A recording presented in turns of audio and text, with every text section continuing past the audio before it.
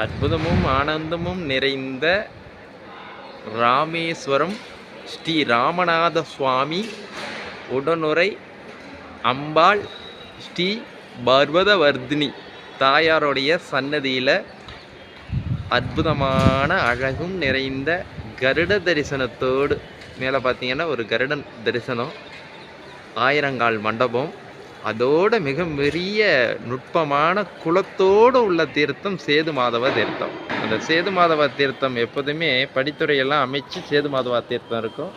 அந்த தீர்த்தத்தில் 8வது தீர்த்தமாக இது இருக்கு. இதில் அந்த தீர்த்தத்தில் பக்தர்கள் அந்த தீர்த்தாடனம் செய்கிறாங்க. அதை எடுத்து வாளியில் மொண்டு அது குளக்கரையாக இருக்கும், படித்துறையாக இருக்கும். 22 தீர்த்தத்தில் இந்த 8வது தீர்த்தம் மட்டும் குளமாக காட்சியளிக்கும் படித்துறையோடு.